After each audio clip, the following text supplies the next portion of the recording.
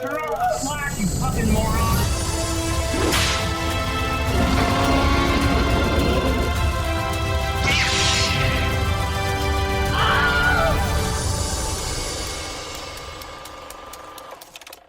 Hello and welcome back to Screen Share, a movie podcast about that awkward moment. Wow, like you jumped that? right into the title of the episode. My name's Calder. I'm Adam. And this is our first podcast, actually. Not a little one. It's going to be big. This one's going to be probably our longest so far. Our longest episode? Yeah, I'm planning on 2.5 for this one. Before you, because you jumped right into the movie we're doing, I'd like to say off the top, this is the new batch of episodes. This month is romance. I was going to get to that. Oh, okay. You just did your classic interrupting. So that awkward moment. What is that awkward moment, you might ask? Well, Zac Efron lets us know right off the top. Yes, this is our first Zac Efron episode ever. And there will be many more. There will be very many more. What do you think about Zac Efron? I think I've always liked him, but I've never liked his characters, I think is the best way for me to put it.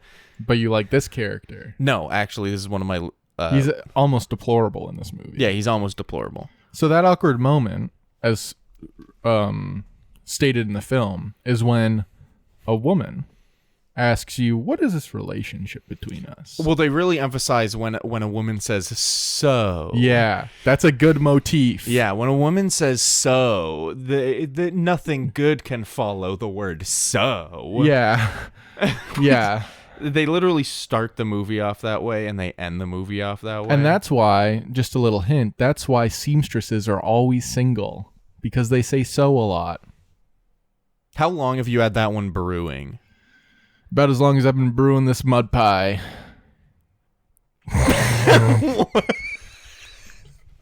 I'm not giving you anything on that. Well, you did. I guess I laughed, yeah. So that awkward moment. This is kind of a little seen movie and poorly reviewed. It's got a 22 on Rotten Tomatoes, 36 on Metacritic. Yikes. Average score of, I think, 4.6, which is fine. It's fine. And I think it's got like a 2 point something on Letterboxd, which is also fine. We've got a leading trio of Zac Efron, it's a Miles hot leading Teller, trio. and Not- Michael B. Jordan. Not sexually, but this is like right now, this is kind of a hot trio. What do you... Right now, this is a hot trio? Well, because you've got Michael B. Jordan. Yeah. Creed. Who, by the way, looks like a tiny little boy in this movie, but... Miles Teller. Yep. Also looks Top like a Gun? tiny little boy in this movie, yep. And then Zac Efron, who's playing some weird wrestler guy in some movie that's coming up that I think might be his comeback, but he broke his jaw, so now he looks kind of weird. Yeah, I remember everyone was making fun of him for like Plastic surgery on his jaw, And and then then I like- didn't hear anything for like months, and then I heard that actually he like shattered his jaw. I think he was like, and I have no sources to back this up, but I think he was walking or like running around his house in socks, and then he like fell and hit his jaw on the counter, Jeez. and then it just like was obliterated. So now he's just got this. So it wasn't him getting plastic surgery because he wanted to look different. It was literally like jaw-saving surgery. Oh yeah. Yeah. But And I watched an interview with him. Like, once you get past the first like 10 seconds of seeing how he looks now, it's fine. Yeah. It's just weird because you know how he used to look. But I feel bad for the guy. The weird thing about this movie also is that Zac Efron is kind of the one that isn't doing as well now, because when this movie came out, he was by far the most famous one. Mm-hmm. I think Michael B. Jordan had a bit of a case because he was in like The Wire and Friday Night Lights and stuff, but in terms of movies, I don't think he'd really been in much. Yeah. Michael B. Jordan, or not Michael B. Jordan, Miles Teller. Miles Teller, he was in like Project X, and I Okay. think 21 and Over, maybe Whiplash the next year, but like I think Whiplash was like... when did this movie come out? 2014. Yeah, I think Whiplash didn't come out for another like 2-3 years. after Yeah, this. so Miles Teller was still kind of like a tiny guy, and little he's a completely little guy. His like persona in this movie is completely different from what he is Yeah.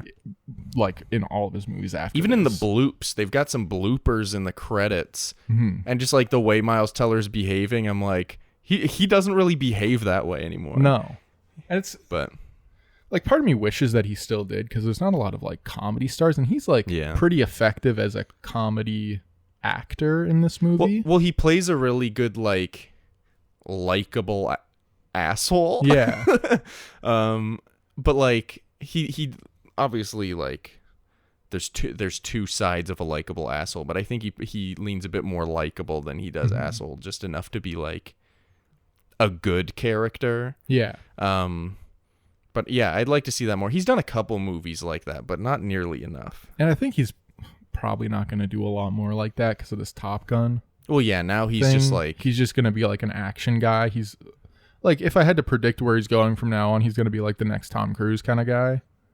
Maybe he'll take on a more challenging role, but like... Probably more like the next Jason Statham. I guess. Jason But, Statham. like, Jason Statham has like... He's aggressive. He's got a weird, like, aggressive thing. As far as like, like success. Like, I don't think he's reaching Tom Cruise levels. Yeah. I think that might be fair to say. I don't think anyone probably will for a while until superhero movies stop existing. Yeah. Maybe Gerard Butler levels. Yeah. We should go see Plane. Apparently, it's legitimately, this is the only thing I've seen about Plane starring Gerard Butler. It was the most nothing movie that you can go see and be like, oh, well. It seems like a movie that we'd watch at midnight. We'd decide to watch it. Yeah. And then maybe I'd fall asleep. I'd fall asleep during it. Yeah. And then I'd be like, how was it? And you'd be like, that's fine. Yeah, you would fall asleep a quarter through it and wake up 3/4 through it and go to bed. And I'd still know what happened. Yeah. Like, I could tell you everything that happened in the second act, obviously, because I'm like a guru. Yeah. I'm like the love guru. We should do Love Guru, man. Dude, I'm gonna. Some people call me the space cowboy. How about this? We'll do Love Guru on one condition. What? We also do Heat that Mort month. Decay. The Johnny Depp one? Yeah. We can. I just feel like those two movies are in the same vein, you know? Love Guru is a lot more racist, I think. I mean, I'm pretty sure Mort Decay is also. Isn't he just playing like a French guy? I don't know. Okay, then we'll throw in you the gotta Dictator pick as well. You can do Birth of a Nation. It's about the same level as Love Guru. It's like really old and very racist. We're not gonna do Birth of a Nation. We're not gonna on the pod. Yeah. It's silent. We don't. We're probably really not gonna do Love movies Guru on here. either. We'll see. Oh dear. Maybe if we need some clicks, that'll really get us some clicks. The director of this movie is Tom Gormican, something like that. And he also did The Unbearable Weight of Massive Talent, starring Nick Cage. Yeah, was that Nick Cage movie which people liked. I thought it was like aggressively fine. Maybe I'm not the right generation for that, but I wasn't like, Nick Cage, he's hilarious. Look at all this silly stuff Nicolas Cage does. I feel like there's like a sub-generation that like obsesses over Nick Cage. Like there's the generation that grew up with Nick Cage, and then there's a sub-generation in that generation that's like, and we love Nick Cage. It's like for Gen everything X. he does. It's like young Gen X. And a little bit millennial. Which is now like 40-year-olds. Yeah. I'd say like people between the age of like 25 and 45. There's like some people in that age range who are like Nick Cage fanatics. Yeah. Because he didn't really like, other than National Treasure, and there was another one that I'm kind of... Wait, what the fuck is the other? Oh, there was one he was in with Jessica Biel where he could see like 15 minutes into the future or something. Or 15 I don't know seconds what the fuck into the that future. is. But National right. Treasure was like his big one when we were growing up. Yeah. But then he kind of fell off. And just did a bunch of and then weird that's shit. it. Like there was a movie, I'm forgetting the title of it, but he did it, and then they were like, oh no, we can't have Nick Cage in a movie anymore. Was it the Bees one? No. The Wicker Man? No, it was some dog shit. I don't know. But he's coming back in Renfield. You seen the trailer for that? I have. Looks fine. I don't know. Wait, is that the one where he's playing Dracula? Yeah. Yeah. I'll watch it, and then we'll see. Here's the thing. That trailer felt aggressively mid until they did the big, whoa, Nick Cage's Dracula reveal, which then just made me go, that's probably like the thing in the movie. So you probably should have just saved it for the movie, but then how are you getting people to see this movie? So I don't know. Yeah, I don't know. And people like Nicholas Hoult, who is playing Renfield in The Menu, which I haven't seen yet. which I kind of want to see the menu. I I do like too. chef movies. It's not really that though. Okay. It's produced by Adam McKay, so it's like a social comedy thriller. I don't know. Anyway, Tom Gormachan, Tom Gormachan. Unbreakable, whatever the fuck that movie's Nick called, Cage movie. has made 2 movies that I think are fine. I think That Awkward Moment is a fine movie. It's fine. Um, This is like aggressively just like base level rom-com. yeah. This movie, That Awkward Moment being that movie. I think the thing that made me like it, because I saw this around when it came out, because I bought it on iTunes, because I was a freak for buying things on iTunes. Sick. Is that like it's a bunch of dudes joking around instead of like guy and girl meet and fall in love. Yeah, I think it's like I wrote down while watching the movie that this feels like a rom-com for guys. Yeah. Where it's like it's the focus is less on the beautiful romance that's happening and If that more does on how happen. it affects the guy's friendships and relationships Yeah. and his life and how he feels about it. Which this may sound like a stupid thing to say, but because most movies are about the troubles of men. Yeah. But like I feel like that was something that I hadn't really seen when I was that age, or Yeah. like know that they could make a movie about that. Because I feel like rom-coms often focus on the guy, but the movie is meant for girls. Yeah. Whereas this does feel like it's meant for guys. And it did pretty well. Cost $8 million, made 44. That's pretty good. That's not bad. And the thing, like, watching this movie is kind of like, it's strange because this movie would not get made for $8 million, first of all, or really like at all, because you don't really have like 25-year-old charming dudes who can kind of do comedy and are willing to like do a small weird rom-com yeah. instead of just being like, I'm gonna do some strange drama and then become a superhero or get a franchise, Yeah.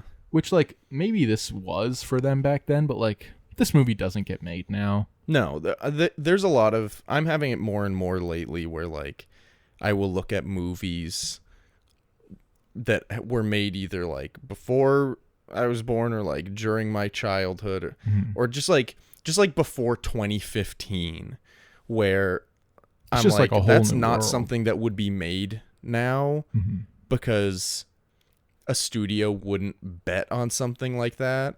And there's studios like A24 that are taking bets on stories. But they don't bet like, on stuff like this. Yeah, they're betting on like very artsy stuff. And they're like director focused kind of. Yeah. Like they obviously like the stars matter, but it's like Sure.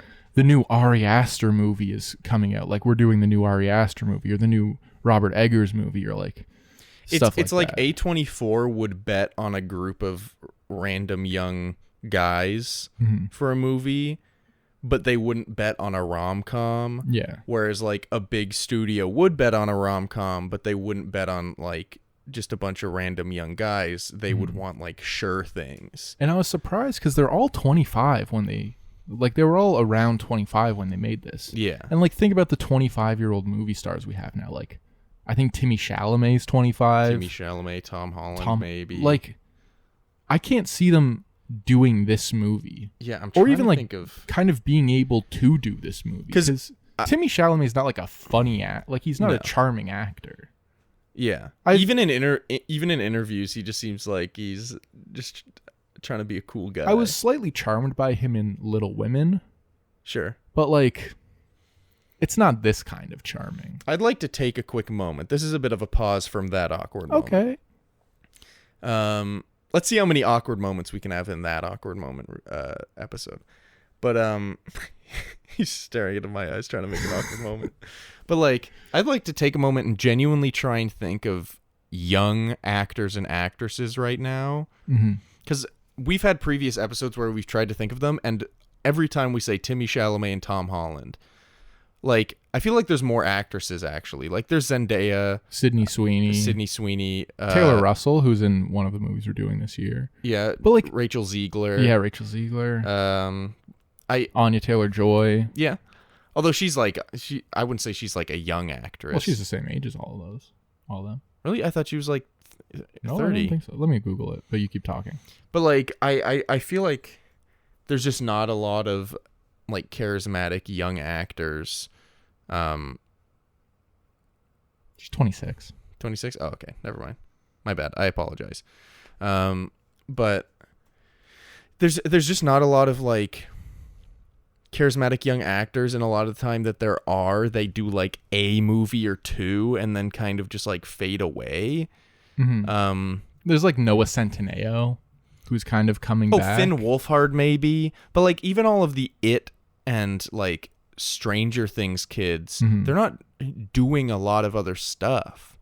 Well, because they're like stuck on TV shows or stuck in like kind of shitty Marvel movies. Which that's unfair to say. But that's the other thing. I look at someone like Gaten Matarazzo, who is what's his name in Stranger Things? I don't know. I forget. I'm terrible at character names. Dustin, yeah. Like, he's great in that. People love his character. He blew up from that.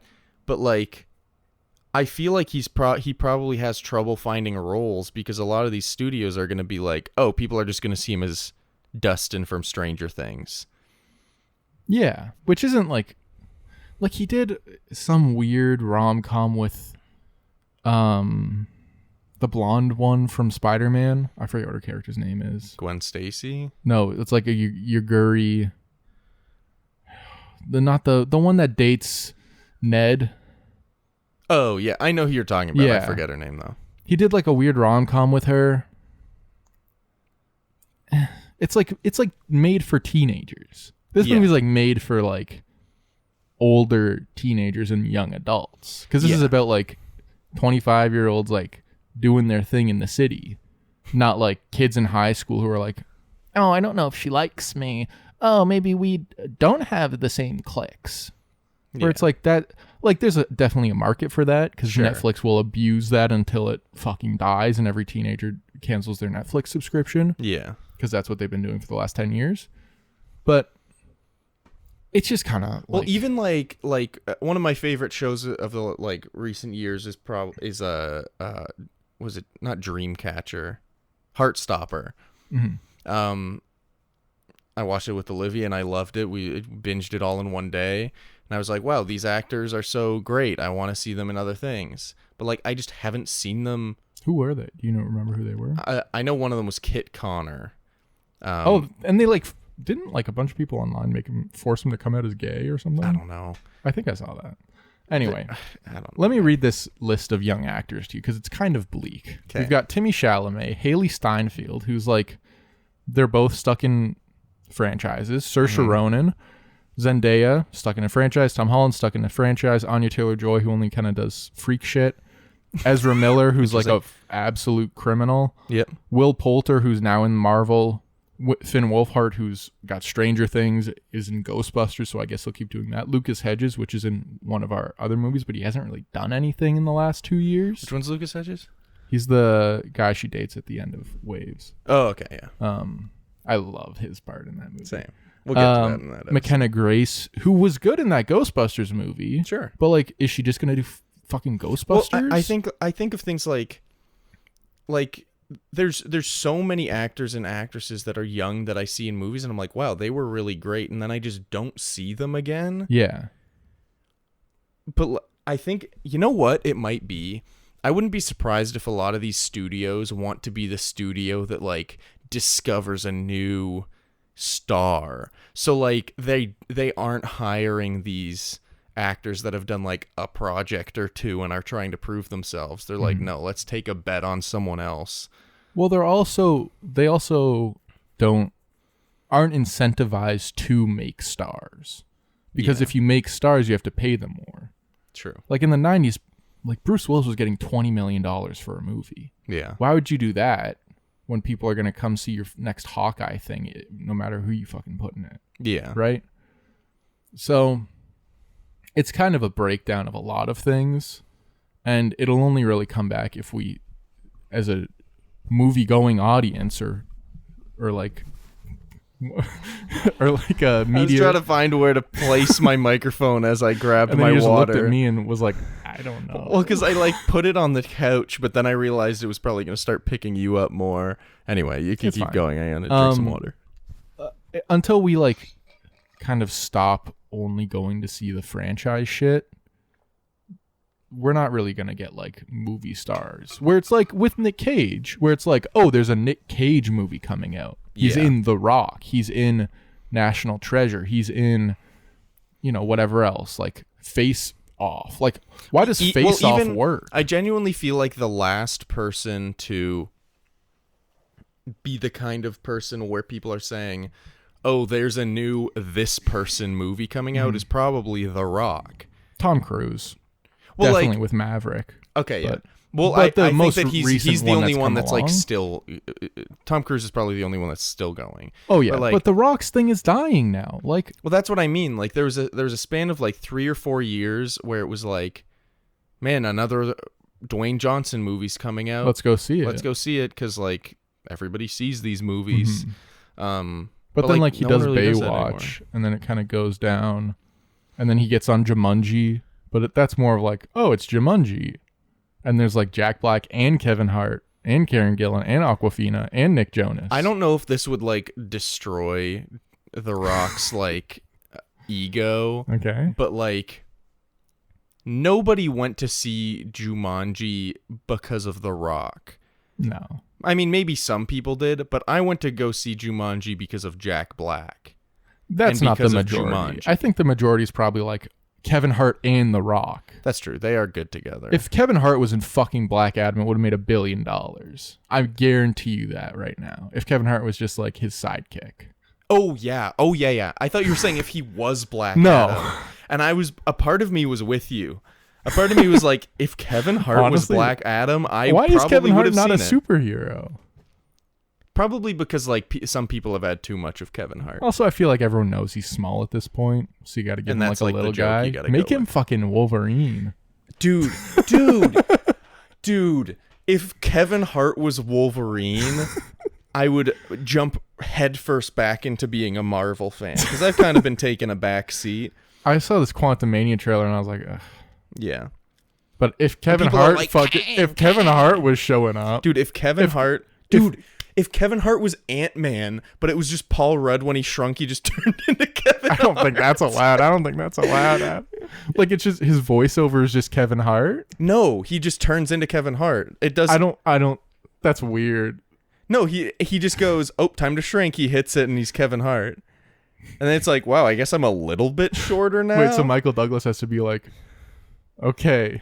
No, I think So- Michael Douglas doesn't know what's going on. He's like, whoa, that didn't happen to me. Well, he's got to warn him. He's got to be like, okay, Paul. So when you shrink, like when you push this button, you'll get smaller, but you're also going to be black now. Well, no, I don't. I was. I don't know if we should even include this because that's not the direction I was going. Oh, that's why I was saying so 'cause like he was freaked short out about it because I was like, No, so the I was suit just saying makes him 'cause a he's different race too. No, I was just saying because it would be funny if like he was just a completely different guy. Like that's what they would have done if they made Ant-Man in like the 50s or Yeah. the 60s. They would have been like, Well, maybe that's a little far back, but like no, they'd probably just be like, oh, this guy's small now. actually, yeah, they'd probably just build big sets. Yeah. But like I feel like that's something that they could do where it's like, oh, he's shrinking, and then This they is just get a weird shorter guy. conversation. Anyway, I'm looking at this list of young stars Millie Bobby How Brown, deep are Jacob we into this Tremblay. epi? We're like almost half an hour into this epi. We've barely talked about that awkward moment. Let's talk about the movie. Noah Schnapp. So the basic like Half these guys are fucking 30 years old. yeah, It's I know. like it's bad. Jaden Smith, isn't he like 27 or 28? Maybe I gotta jump into the mix. I mean, you're young. How old do you think you are? 20, 1, 2, 3. So one of my first impressions of this movie when I was rewatching it is Zac Efron's hair is too big. Zac Efron's hair is too big. Yeah, it's too tall. It is a. I mean, It's this a- movie it's was very kind of made in mid-2000s, the like, mid-tens. spike your hair up and. So my first question of the day is, who's your favorite in the movie. That can include the girls as well. Yeah. And I wrote down 3 guys and 3 witty girls. There's 2 witty girls. They don't really give Michael B. Jordan. And the thing I'm kind of going off the rails here. Sure. But one of the things I don't like about this movie is like do. how underserved Michael B. Jordan and his like wife Oh are. yeah, his was the plot line I was most interested in, and they barely did anything with it. I'd say that like the character I liked the most was Michael B. Jordan's character, but the character that like I enjoyed most when he was on screen was Miles Teller's character. He's just like He's the charismatic comic and the comic relief. Can I complain one more time? Absolutely. So this list has Keke Palmer in it. I like Keke Palmer. She was great in Nope. I don't consider her a young star though. Like is being a young star like 30 now? I do think that people consider a young star maybe just being under 30, but I'd say a young star is being like 27. Like is and Robert under. Pattinson a young star? I guess so. Technically. Anyway.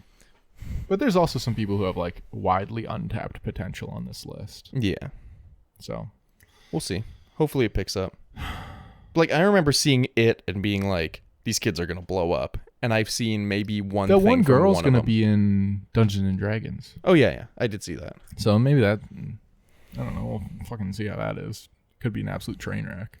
Probably. So who's your favorite? Miles Teller? I'd say Miles Teller is probably my favorite to watch, but like I like Michael B. Jordan's character better because he's a good guy. He has a soul. Yeah, he's not a complete piece of shit.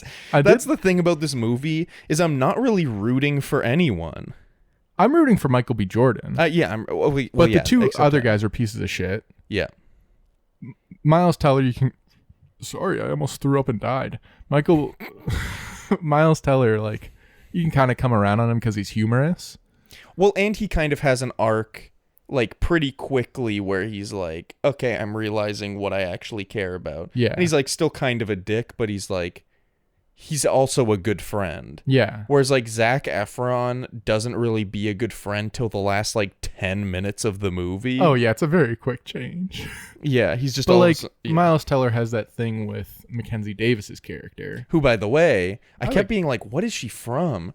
And one of my picks for this month was going to be The F Word, starring Daniel Radcliffe and Adam Driver. And she plays Adam Driver's girlfriend in that, I believe. I don't think we can do an Adam Driver movie for a while. We'll talk about that off. Okay. I think she's really good in this movie, by the way, Mackenzie Davis. Oh yeah, she's good. I think she's better than Imogen Poots, who is Zac Efron's love. Yeah, she was fine. I kind of hate the way her... Do you like this foot over here? You like that? Yeah, Calder's take... We have a sectional couch. Sexual, sorry. Oh, he's taking up...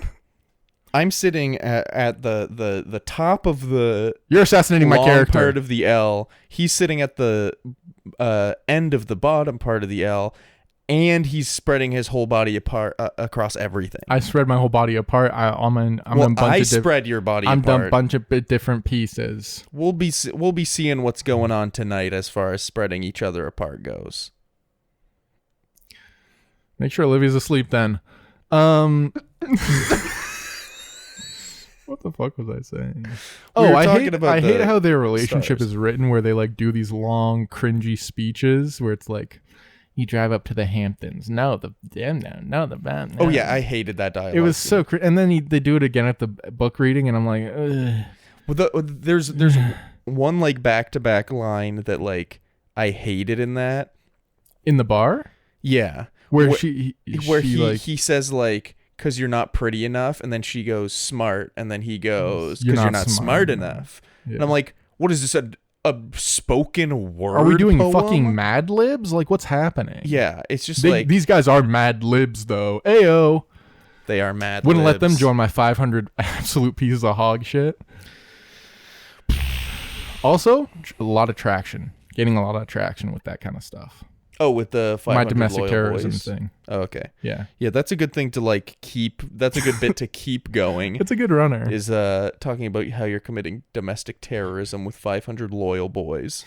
If you're a police officer listening to this, no, you're not.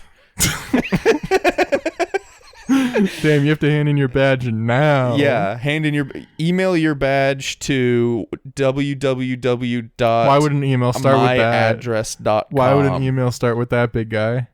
http:// www dot my email.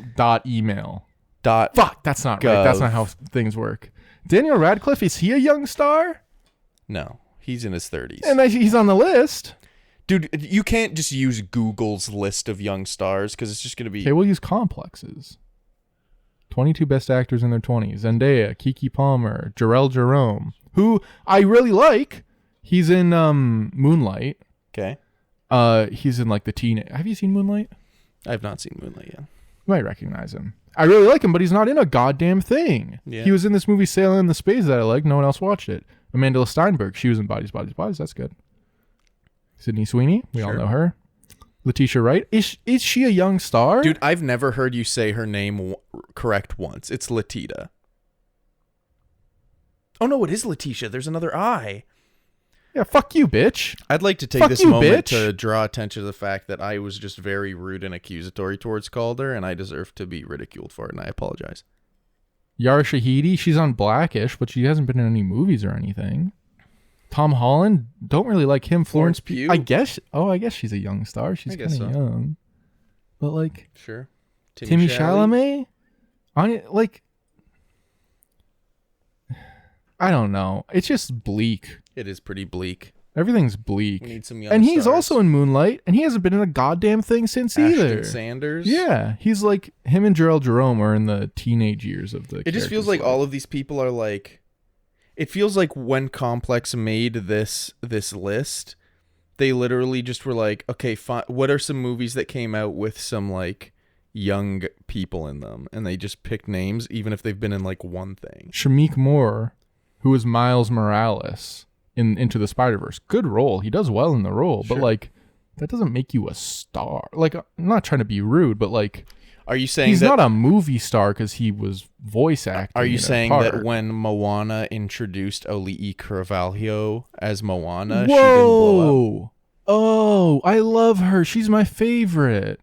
No, it doesn't matter when someone does a fucking voice role in an animated movie, even if they're incredible in it, which both of them kind of are. Yeah. But they're not like movie stars. No one's going to be like, I'm going to go see this new Shameik Moore movie. Yeah, unfortunately, being the voice in something doesn't result in you being cast. Like, I love Beanie lead. Feldstein. Not really a movie star. She's done 2 shit TV shows about like, she was like being Monica Lewinsky or something. She was in like some Monica Lewinsky thing. Dude, I'm getting heated. This is a moment of the podcast where I gotta like Reel throw it a back lasso in. around you and reel it in because I'm not sure Throw we've a lasso around this. Oh, and he just like pretended Let's to play have a horseshoes. penis. I got the peg. Whoa.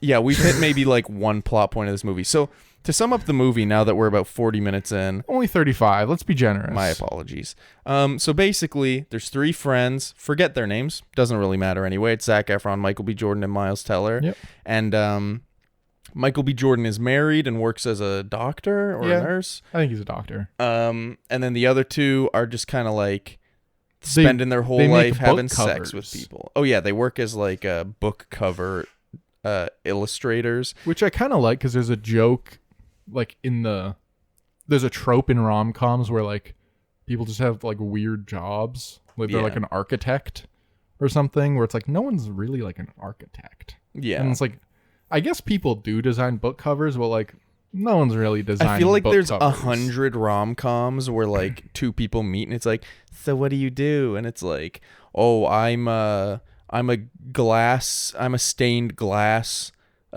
window maker. Yeah, and then the person will be like, oh, and that's enough to pay for rent in New York? And then they're like, it gets me by. And then you go to their apartment and it's like the largest apartment it's like you've ever 7,000 seen. square feet. Yeah, it's absolutely ridiculous. It's like in Bringing Up Baby, you know that one, Cary Grant and Audrey Hepburn. Oh.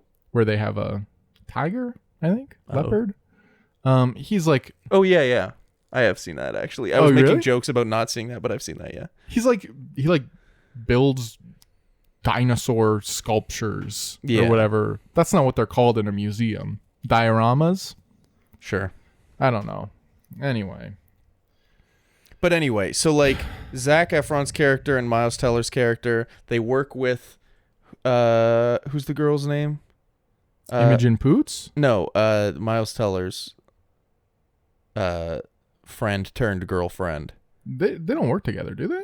Yeah, they work together in the bar because she goes, "Oh, I like your shoes." Oh, I thought you meant at the bookstore. No. I'm talking about in like the bar they have like this little game they run. yeah, where she goes up to a girl and goes, "Hey, I like your shoes. Hey, this is my friend." And then they start talking, and like Zac Efron and Miles Teller talk about building your roster, which is like a list of girls who you can like get in contact with. Basically, it's just like a list of girls that they're leading on. Yeah. Because they're pieces of shit in this movie and they're not likable at all. And there's a lot of things in this movie where, in Mean Girls, where it's like, stop saying fetch. You can't make fetch a thing. Yeah. But there's a lot of things where they're trying to like make fetch a thing.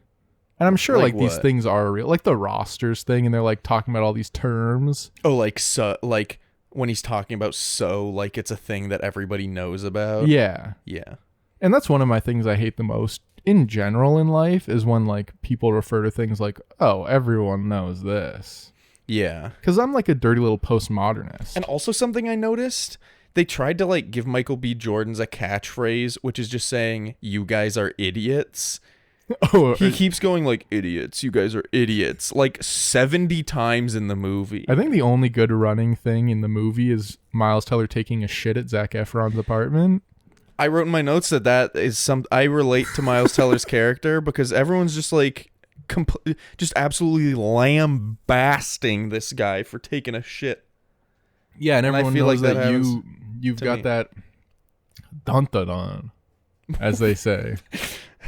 I think that was a song where it's like, "Don't drop that dun-dun-dun, don't." Yeah. But like, what is that? How does that relate to? Well, because you got that dun-dun-dun. How does that relate to me pooping? Because it's so full up there. Because you got so much dun-dun-dun. Oh, my dun-dun-dun is my butt. Yeah. And my butt is full of poop. Okay, I see. Dun-dun-dun. Thank you for clarifying. It just took a while. I wrote down my favorite character in the film. And it's Fred. Oh, I have a lot of Fred stuff. We'll save that for later. Okay. I don't really have a lot of Fred stuff, but I do like Fred a lot. Hey, guys, it's Fred. What? It's just loud? Yeah, I just pointed at Calder's thing because it's peaking. He likes excited. He likes to really micromanage me. And if you're going to micromanage me, you can micromanage this. It's fine. I'll deal with it. I'll edit it. I'll spend 40 hours bringing your shit down. I was going to say what else you have to do, but you did get a job, so I'm proud of you for that. Hey, thanks, man. You can cut that out if you want. No, it's fine. This movie... I'll cut out the one part where you're really I don't know nice if to you're me. comfortable with that being in there. No, it's fine. This movie did get an award. Oh, did it? Yeah. Very big one. Can you try and guess? Razzie. No. Dang it. It's a positive award. Oh, it is a positive Yeah. award? Critics' Choice. No. Got a VMA. Okay. Not Michael. I always want to say Michael B. Jordan for all of the characters. Maybe it's because I like him the most. Because he's the only Miles likable Teller's one. kind of like a wet blanket of a actor now. He's just kind of like in things. I feel like he doesn't have Aside from personality. Whiplash, this is my favorite thing that I've seen him in, and I hate this movie. I don't hate this movie. It's fine. That's the whole thing about it. Is it's very like average. But Zac Efron got the VMA for best shirtless performance, and I saw that before I watched it, so I was like, when is he shirtless? So he's shirtless when he's pissing in the toilet horizontal. He's shirtless in that. That was one of the few moments in the movie where I was like, I really like that, is when they're both on the phone, both pissing horizontal. That's good. I was like, that's fun. I want to try it. And then he's shirtless when he's fucking the girl from behind and Michael B. Jordan walks in. Yeah. I don't know if that deserves it, honestly, it but I didn't doesn't. see the other contenders for the year. That's true. Maybe it was just a weak year for Yeah, shirtless it moment. could have been. Also, I just do quickly want to say the horizontal peeing thing. I do like that they're on the phone and they're just like horizontally peeing, and Zac Efron's like, just do it. And then Michael B. Jordan's like, I'm not doing that. Oh, wow, it Miles works. Teller. Or sorry, Miles Teller's like, oh, wow, it works. And then Miles Teller's just like, is your dick touching the water? And Zac Efron's like, ugh. Which clearly means that his dick's not touching the water, which means that Miles Teller's penis is probably bigger. I did like and that. I just thought that was like just a funny little. One penis joke section I just found like a kind of like fine was Michael B. Jordan jerking off with self tanner and then him showing his dick to the guys and then being like, looks like a Pringles can, or like, Yeah. I was just kind of like, this is never happening. I do think Adam, that if I jerked off in your bathroom and then showed you my orange cock. Well, I was just about to say, I do kind of slightly admire that these three, like, clearly very insecure about their masculinity guys are somehow secure enough that they'll, like, show each other their dicks and not be phased at all. Because he just walks out and shows it. They don't even blink or react. They just like, go, oh, wow. Your cock looks like a big old carrot. Yeah, so it's just like, I don't know. It's just interesting. Your cock looks so pretty right now. One thing I wrote down that I don't know why I wrote down was, and I think I wrote it down with this voice in my head, is New York is really a character in this movie. And then I wrote in brackets, make me kill myself. Because like, it is very much like that one scene where it's like, New York is about looking around and seeing what you can't have. And it's like, no, New York is about dreaming that you can have it. Yeah. And I'm like, ay, ay, ay. Oy vey. Hit me in the back of the head with that shit. Huh? Like they're just Oh, they're beating you over the head. That's what did I say? Hit me in the back of the head with that shit. Yeah. Yeah. I don't know, man. Oh, one thing I wrote down. We're just jumping all over the place, but this movie's kind of all over the place. When Zac Efron's girlfriend comes over unannounced and brings scotch, and then they play video games She's together. really not like other girls. Yeah, I literally wrote down in all caps, wow, a girl likes video games and scotch? Because they're like, wow, what? I kind of really like her. She's fun. What? She's like one of the guys. Whoa, why is she sitting on the couch and asking what we're playing? I don't know. Maybe she wants to play. She's seen a Halo before? Yeah, like one of the characters literally makes a comment where it's like, maybe she played with her ex-boyfriend. It's like, what? Or she just played the game. I guess it was 2015. Yeah, I know. It's just like it's just looking back, yeah. that's such a stupid, like, weird thing to have. One other thing I didn't really like too much was, I don't like how the word blowjob. Are you worried about the levels? No, you're fine. I can move. I could go over here. Well, I'd say maybe just hold it like this far away. I don't like how much they say blowjob, and I don't like hearing the word blowjob. Because I just feel like... they did say, like, full blowjob over it's like, and over. I never told you this, so maybe we're airing out some grievances live on the pod. But there's a way you say butter. The way I say butter? Yeah. You put a lot of D's in it, you're like butter. Butter. I don't like that, and it's the same thing with the blowjob thing, where it just sounds so, like, round and, like... Blowjob. And, like, flubbery. Not to call you flubbery. Butter. Where I'm just like, it grosses me out. I'm like... Interesting. When Miles tells like, yeah, I have gotten the best blowjobs in the world, and like I'm the main guy or what? Like I don't know whatever. Oh, he says that like he's the every blowjob he's ever received was the greatest blowjob ever given, which just means that he's the greatest in the world at receiving blowjobs. Which is like a funny thing, but he just says blowjob too much. Yeah, I don't know. Would you play the piano in a public bar? No. What do you think of their art/book covers? Like when Zac Efron draws her the little comic, I'm like, that's a bit strip. Oh, dude, this movie did something multiple times that I hate when it happens once in a movie. Okay. Which is character is a piece of shit and treats other character badly, and then does some stupid bullshit that should not fix the problem that just immediately makes the person forgive them. Like one weird comic where he's basically telling her that she forgives him. Yeah. And then the other one showing up key? at... Oh, yeah, stealing the key. From Gramercy Park. Yeah, and then also when, like, he's doing his final grandstand, like, pronouncing his love to her At the book reading? He shows up at something he knows she's been working hard at and struggling to and make is successful now. And now it is successful, Yeah. and he crashes it and ruins it. That doesn't win her back in real life. She goes, "This was the worst time to do this. Why couldn't you just like literally come later?" What? Because I said come? No. You looked so giddy when you said no. Okay, another problem that I have with the whole Michael B. Jordan thing is he has some of the worst lines. And maybe, I don't think it's his line readings. I think it's just the line. Like when the girl that Zac Efron like has sex with all the time is leaving the first time, Alana. I think her name's Alana. I think Alana, yeah. And then Michael B. Jordan's there. And then I think this is after, I don't even fucking know. The whole thing's it's like a fever dream. This movie's a mess. But he goes, caffeine? And offers her coffee. I don't like that. No one's ever been like, hey, how are you doing today? Caffeine? Yeah. If I ever did that, shoot That me in just the back feels like of the a head. quirky New York thing. Yeah. Everyone in New York has caffeine. Also, It's I have like- 2 things to say in relation to that scene. Let's go. One. Shoot, I forget them. One sec. Let me think. Sorry. I'll say just the one I remember. Okay. Nobody locks their doors in this movie. Miles Teller didn't lock the bathroom door when he's making out with Mackenzie Davis. And Well, no, she didn't lock it. She came in second. Blame the women. I'm wow, I don't know what to say. Flula Borg. Yikes, Flula yeah, Borg. Flula Borg. We should get Javelin. Flula on the pod. I think we could. He's kind of...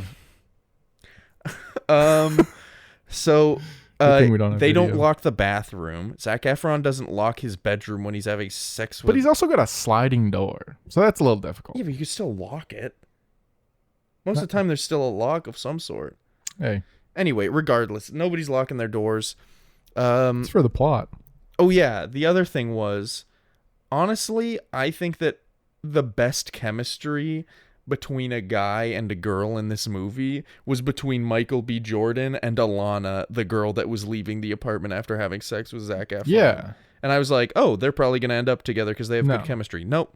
He's got to do something with the glasses girl. Apparently. Who we don't see anything of, so like that's fine, whatever. I don't care. Now, I don't know, man.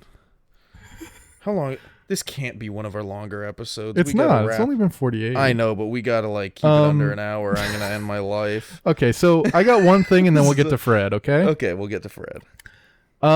Imogen Poots. I don't know if I'm saying her name right. Maybe it might be Potts. I don't fucking know. Doesn't really matter. I'm not Google look up how to Sorry. say this person's name. What'd you whisper? I said it doesn't matter. Sorry. I said she does a good job at laughing at the not funny jokes that Zac Efron. Wow, good to know you says. don't think I'm funny. I was thinking Adam Driver. I know. Because a lot of his jokes in the movie are not like funny, but she's like cracking it. No, and a lot of his quote unquote jokes are just like him kind of being pushy and weird. But Yeah. like, it's charming though.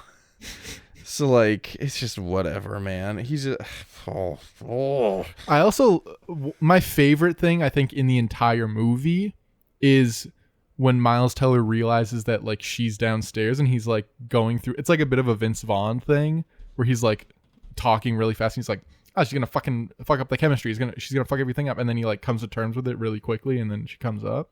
That's my favorite part of the entire movie. Yeah. I do kind of like the, even though I hate the like, she likes alcohol and video games? What? But I do like that scene of them all hanging out. Yeah, I think it's a good scene. Yeah. Can I say a scene that I don't really like or understand? Can I guess? Yes. Stealing this San Francisco Golden... Fuck, I fucked it up. It's when, for some reason, when she says, come to my birthday party, it's a dress-up party, he shows up with a massive dildo hanging out of his pants. And he doesn't like think to text, be like, is it a costume party? Because in the timeline of the movie, it is around October. So maybe like that makes sense. But I feel like you don't go in full 18-inch cock out. And he didn't take it off. Yeah, that's the weird thing. I always found that weird. Like, just go to the bathroom. He walked in and stood there for 30 seconds while everyone looks at him with this. I would open the door, go, oh, people are wearing suits. Close the door before anyone can see it. Just take the cock off. Yeah. And then you can be like, I thought it was a costume. I was going to be a rock and roll guy. Yeah. No, he's got an 18-inch fucking cock between his legs, dips it in her mom's drink. Yep. And then is like dancing with people on the dance floor, waving this fucking child's arm around his hips. And then here's the worst part. Child's arm is a weird thing to say about a big dildo. It's around the same size, man. Yikes. Hey, you're the one putting it there. Okay, but it's just no. I'm not saying it's a problem. I'm just saying it's a weird thing to say. I'm moving on. I'm sorry. The worst part is that whole scene happens, and then we have a 10-second moment between Zac Efron and Imogen Poots' dad. Yeah. Where it's just like, oh wow, they're like getting along and having a good time. Next scene, he's dead, and it's like, I don't even remember what he looks slightly like. Sick at all? There's no like. No, he seemed fine. They don't specify how he died or why. He's just dead. And then he doesn't show up to the funeral because he'd be a distraction. Yeah, I hate. If he shows up with the cock, he'll be a distraction. Dude, literally up till that point, I was like, this movie's fine. I'm not loving it, but like, it's fine. But like that party and then her dad dying, from that moment on, I was like, this whole movie's kind of just like, I don't care. It's just like, I don't know. Okay. We got to talk about Fred. Yeah. I love Fred. So Fred is just like a guy who works with Miles Teller and Zac Efron at the... But he's got a very interesting way design. of talking. He's a very good character. Yeah. Like, I think his introduction scene as he walks up and goes, hey guys, it's Fred. And they're like, you're not on the fucking phone, Fred. And he's just like so awkward. Yeah. But I really like him. I think he's good. And my take, we're hopping forward a little bit. But we've got through most of my questions. Sure. I think that's Adam Driver's role. If we recast him. Ooh. Because I feel like that'd be funny. I guess other roles for Adam Driver, sex shop guy, I feel like he could play that well. Yeah, I think that was actually the director of the movie, by the way. Oh, really? I did write down as like one of the very few other things I found genuinely funny is when they're looking at like the inflatable balloon dildo. And then he's just like talking about like, and he's like comes with a spare balloon. And it's like, why would I need a spare balloon? It's like, in case it pops. Why would it pop? Going too hard. What are you saying? Or like when they're just walking through. I actually do love the sex shop scene a lot. It's pretty funny. Where they're walking through and he's like, I'll give that to you for 70. And they're just like, okay. And then they keep looking. He's like, 65. And the mouse tells like, who are you negotiating with? He's like 60. Yeah. I do think that is one of the few funny scenes in this movie. I think Fred, sex shop, those are the funniest parts of the movie. There's some funny stuff with like the guys, but it's not as funny as that stuff. No, yeah. And then the other thing, I think the thing about this movie that like does kind of work is like its message about relationships, I think is kind of on point, even though it's like completely fucked up throughout the movie, like how people treat each other. But like the message, like a lot of a relationship is like being there. I think that's an important, when she's like a right or a true message. I mean, it is truly kind of painful to watch when he doesn't show up at her dad's funeral and then just randomly shows up at her apartment one day and is like waiting for her to show up. And is also like absolutely tanks Mackenzie Davis's Thanksgiving for her entire family. Yeah. And he like shows up at Imogen Poots's house and he's like, so we gonna hang out? And he keeps doing his like smarmy flirting shit. She's like, you didn't come to my dad's funeral when I asked you to. Yeah, because he like says that she didn't ask him to, and then she does and he still doesn't go. She's like, you weren't there for me when I literally needed you. That is legitimately the absolute base of any relationship. And like, they didn't explicitly say it, but it's implied that like her saying that makes him realize that also applies to his relationship with his friends. Yeah. So he realizes he has to be there for them. So he shows up at Michael B. Jordan's and eats some Ben and Jerry's and drinks some alcohol. It's like, that's a sweet moment when like he finally realizes, oh wait, I have to put effort into my relationships. Like, this guy's a fuck up the entire time. Yeah. And now he's like, oh, okay. It's literally like the whole meme of like, dude does mushrooms and learns what empathy is. And he's like, I just had the most surreal experience. Everybody's connected and everybody's doing their best. It's like, yeah no shit, dude. Just like treat people with kindness next time. I don't know. How do you think these relationships turn out? I mean, I think that Zac Efron's character probably like tanks his relationship. Mackenzie Davis and Miles. I think they're probably all right. Yeah. They had like a 50-50 shot. And what about absolutely nothing character Glasses and Michael B. They don't Jordan? even give her a name. It's just girl with glasses. Yeah. I looked it up and she is just Glasses Girl or something. Yeah. I think honestly like they have a better chance than Zac Efron does. Seems like she's a mature person. Yeah, and he also is like kind of a mature person. So I think they'd probably be fine. No. Also, kind of just like I don't like Michael B. Jordan's wife/ex-wife character because she just like puts all of the blame on him, and like the whole movie, like her and Michael B. Jordan's friends are constantly telling him that like he's kind of like the problem. Yeah, like he made a mistake or he screwed up. He didn't screw up anything. He just got cheated on. Oh yeah, but like it's treated like he messed up. That character, his wife, is not given like anything aside from like, I'm divorcing you. Yeah, she shows up to say I'm divorcing you. She shows up to like have sex with him in the hospital, and then she shows up again to tell him that she doesn't love him anymore. Yeah. And that's her whole character. And then MBJ buys a 40, goes to Thanksgiving, and then Miles Teller ends up walking out half naked. That's the other thing. Like, he has his pants off. He doesn't put them on during the entirety of this, like, full 5-minute He's argument. Never like, guys, just give me a second. I got to get my dick out of here. Which, I do like that scene because he goes over to give Michael B. Jordan a hug, and then he's like, don't hug me with your pants off. Yeah. But also, Michael B. Jordan showed them his orange penis earlier. He can't just put his pants on in front of them. But, like, even when, like, Zac Efron opens the door to leave, they don't all have to leave at once. Miles Teller can put his pants back on. Also, there's such an obvious, like, okay, Zach, you're going to bump into the door frame here. Yeah. Oh, when yeah. he steps out. I have a bit of a theory that I just came up with. Okay. I think Miles Teller might be a never nude in this movie. Because when he's having sex, he's got a t-shirt on. Interesting. And now I would understand why the female character would want a t-shirt on. Because her boobies would be out. That's too quiet. That's not going to... But Miles Teller, he's like, in a lot of the scenes, the only one he's like kind of naked in is when he's walking out with his pants off. And then but he's still wearing his underwear, basically, right? When he's walking? Yeah. No, he's just covering his dick with like his pants. So he's got his pants. Yeah, just put them on. Literally turn around. Everyone's seen a butt. And like, I don't think he's wearing shoes either. Also, how did he get his pants all the way off while they were having...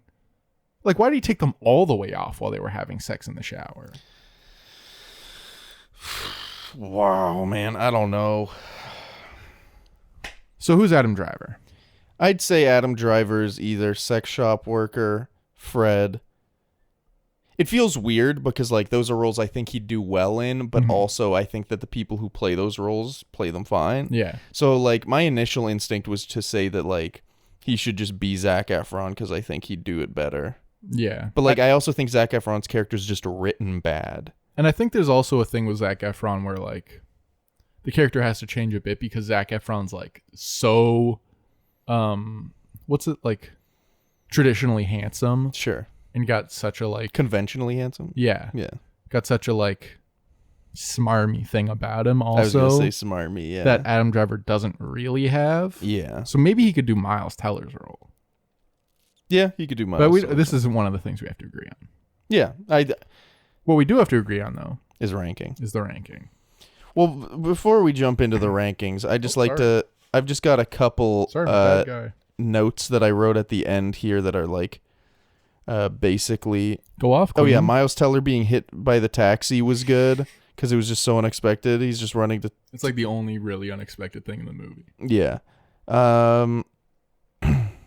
Oh yeah, this is not a cute thing to do. Showing up and ruining a big accomplishment of the person you're professing your love to is not cute. I wrote, I knew that the movie was going to end with Jason saying so, because it literally ends with him saying so, which of course, obviously.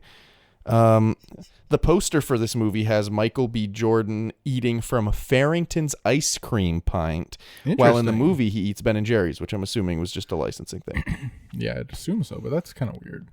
Which then I kind of related to that. Some of these rom-com posters on Amazon Prime have such shit Photoshop. Like, they're so bad. They're really bad. Where it's like that, someone's head cannot fit on their body in that way. Amazon is like... But I don't think it's like an Amazon thing. I think it's a rom-com But thing. Amazon Prime is like the thrift shop of streaming services. Oh, yeah. Where like, agree. there's some good stuff in there, but like there's also a lot of hog shit you got to get through. And also, if I'm paying for a streaming service, don't mix in rent movies with the streaming movies. I hate it. It's stupid.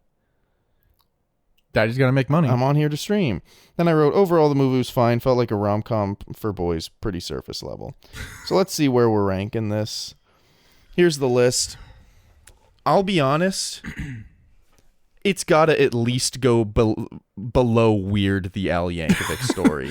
At least, I like how that's the least. It's the second last one. Yeah, that's exactly. I mean, where like, I'm borderline debating putting it under Hardcore Henry, but that's like that's tough. I think it's above Hardcore Henry because there's some sort of character in it. Actually, you know what? This is why I'm willing to put it above Hardcore Henry. I could watch this if I was heavily inebriated in some way, and I was watching it with someone like you, and we were laughing about how bad it is. Yeah. Hardcore Henry, I don't think I could do that. I don't think you could watch Hardcore Henry if you've just had like a hit of helium. You might freak the fuck out. Yeah. You'll start bleeding out of your eyes. And then you'll just flip off the back of your couch. So I think it's fair to put it second last. That's where I was thinking this would go. Okay. It's not a great movie. It's not a good movie. But I knew when I was watching it, this isn't going to be our last one. You know? This isn't last place. No, it's not last place. I wonder if anything will ever go below Hardcore Henry, but... If we do end up doing the Stinkers month, I think for sure. Oh, yeah. But... I mean, here's the thing. I would hope that every movie in the Stinkers month is like... The 4 movies we pick for our Stinkers month are the bottom 4. I would hope so. Yeah.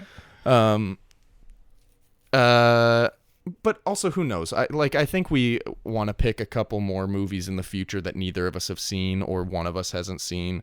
In which case, I could see a scenario where, because that's what happened with Hardcore Henry. Was like neither of us. We should do a month where it's like blind watches, where like neither of us have seen it. Yeah, that would be good. But this is off mic topic. This is like business talk that you guys aren't supposed to hear. But like, isn't it nice to get a peek behind the curtain?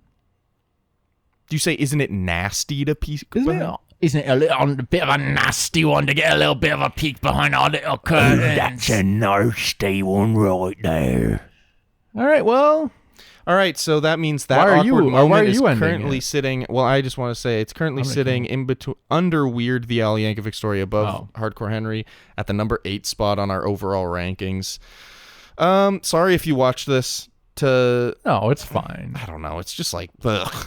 It's fine. It's whatever. I feel like some of the mothers... I think we disagree. Like, out of 10... We don't do rankings, but like, I think we disagree on... Or we do rankings. We don't do... I think it's a 4 out of 10. Okay, because I would say it's like a 3. That's so I think I just think it's worse than you think it is. I think you just kind of like hate the guys more than I do. Yeah. Yeah. Yeah. Anyway, thanks for listening to this episode. It's not one of our longest, like I promised, so I'm sorry. Maybe we'll do a second part. If they come out with a sequel, maybe. I'll start begging. Adam, Zac Efron. Knock me and I'm begging. I'm begging you. Wait, why did you start a sentence and then go back to singing? Because I was going to go, we might get copyright stricken. We're not going to get copyright stricken. Have you heard yourself saying sorry? All right. Oh, we should do Zorro. Because you said sorry instead of sorry. Shut up, we're done. We're done. As friends?